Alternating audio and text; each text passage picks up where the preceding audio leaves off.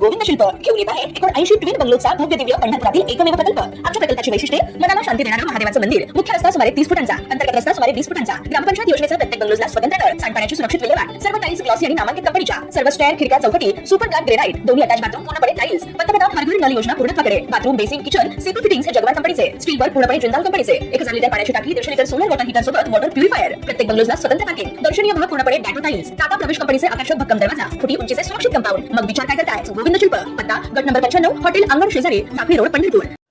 विरारमध्ये दुहेरी हत्याकांडाची घटना घडली असून घरात घुसून मायलेकीची धारदार शस्त्राने सपासप वार करत हत्या करण्यात आली। आरोपीने स्वतःवर वार करत आत्महत्येचा प्रयत्न केला। या हत्याकांडामुळे विरारमध्ये एकच खळबळ उडाली। विरार पश्चिमेच्या विवा कॉलेज परिसरात ही घटना घडली असून घटनेची माहिती मिळताच पोलिसांनी घटनास्थळी धाव घेतली आणि दोघींचे मृतदेह ताब्यात घेत शवविच्छेदनासाठी रुग्णालयात पाठवले। पोलिसांनी आरोपीला उपचारासाठी रुग्णालयात दाखल केले। या प्रकरणाचा तपास सुरू असून मिळालेल्या माहितीनुसार विरारच्या विवा कॉलेज परिसरातील पूनम आकांक्षा या उच्चभ्रू सोसायटीत ही दुहेरी हत्याकांडाची धक्कादायक घटना घडली।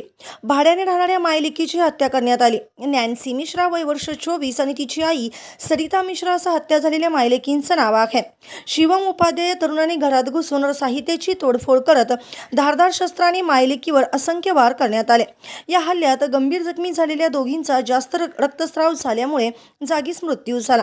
घरामध्ये दोघींचे मृतदेह रक्ताच्या थारोळ्यात पडले होते। हल्ल्यानंतर आरोपी शिवम उपाध्यायाने स्वतःचाही जीव संपवण्याचा प्रयत्न केला। सध्या त्याची प्रकृती चिंताजनक असल्याची माहिती समोर येते। त्याच्यावर संजीवनी रुग्णालयात उपचार सुरू असून मायलेकीच्या हत्येमागचं कारण अद्याप समोर आलेलं नाही। पोलीस या प्रकरणाचा तपास करीत आहेत। या हत्याकांडामुळे विरार हादरले असून पोलिसांनी सांगितले की प्रेम संबंधातून सुरू असलेला वाद काही दिवसापासून तीव्र झाला होता। अखेर रागाच्या भरात आरोपीने टोकाचे पाऊल उचलत हा हल्ला केला।